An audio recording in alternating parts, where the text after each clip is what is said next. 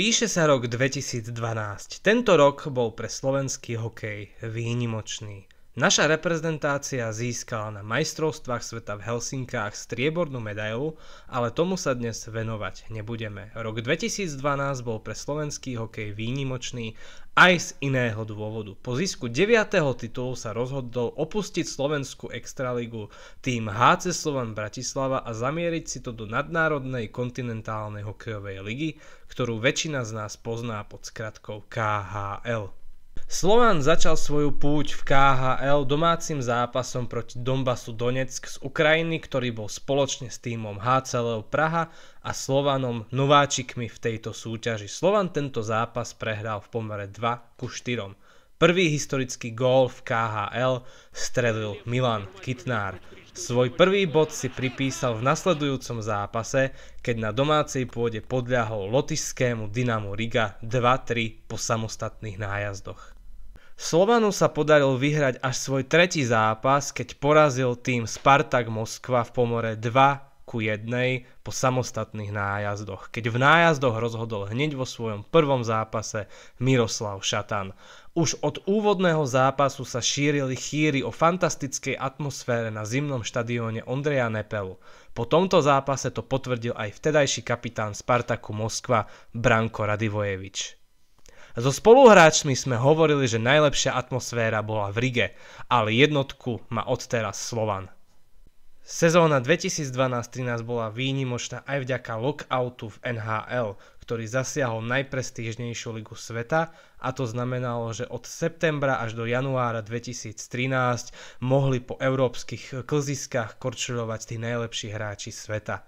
Mnohí z nich sa rozhodli posilniť KHL. Slovan posilnil Ľubomír Višňovský a Andrej Sekera a ostatné týmy posilnili mená ako Ovečkin, Kovalčuk, Malkin alebo O'Reilly, Voráček, Chára, Zuccarello, Hedman, Pekarine, Niklas Bäckström alebo Joe Pavelski. A to stále nie je kompletný zoznam. Jedným zo zlomových zápasov tejto sezóny bolo federálne derby, v ktorom sa stretli prvýkrát týmy HC Slovan a Lev Praha. Tento zápas vyhral Slovan v Prahe v pomere 2:1, zápas však nebol predmetom diskusí pre výsledok, ale pre zrážku medzi Zdenom Chárom a Mirom Šatanom, čo Šatanovi ukončilo klubovú sezónu a skoro ukončilo kariéru a pravdepodobne aj priateľstvo medzi týmito dvoma legendami a rozdelilo slovenskú hokejovú verejnosť na dva tábory.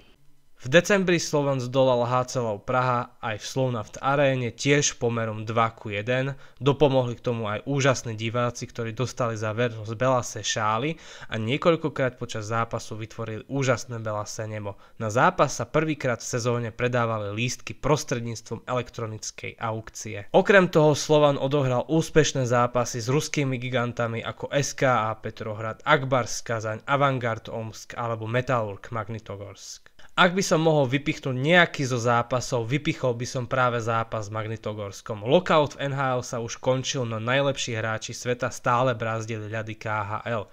Za Slovan nastúpil Višňovský a Sekera, v bráne bol v životnej forme chytajúci Jaro Janos. Za Magnitku nastúpil Malkin, ostrostrelec Moziakin a hviezdy ako Zuccarello alebo Ryan O'Reilly. Slovan v tomto zápase vyhrával po góloch Bartoviča a Hudáčka už 2:0. Následne v druhej tretine vyrovnal Malkin a Moziakin. Na 3:2 zvýšil Hudáček a na 3:3 vyrovnal Moziakin. Ani hviezdami nadúpaný Magnitogorsk nevedel v Bratislave vyhrať po 60 minútach a zápas dospel až do samostatných nájazdov, kde všetky tieto hviezdy vychytal famózny Jaro Janus. Na tento zápas mám doteraz živé spomienky. Zápas som pozeral na nejakej pirátskej stránke s ruským komentárom a po zápase som ako 10-ročný chlapec plakal. Vtedy som si hovoril, že tento tím dokáže poraziť akýkoľvek tím na svete a o tomto som presvedčený doteraz. Aj keď HC Slovan v tejto sezóne nepatril k najväčším favoritom na zisk titulu, jeho účinkovanie v KHL bolo veľmi úspešné. Slovan sa totiž dokázal prebojovať do play-off, čo bol obrovský úspech pre nováčika ligy. Klub v základnej časti získal 78 bodov, čo mu umožnilo dostať sa do vyraďovacej fázy zo 6. miesta. Slovan ako 6. klub po základnej časti nastúpil proti 3. celku Dynamo Moskva, ktorý sa následne stal back-to-back víťazom celej ligy a podľahol mu po výsledkoch 5-1, 3-2 po predĺžení, 2-4 a 2-3 v sérii v pomere 4-0 na zápasy, no hanbu si rozhodne neurobilo.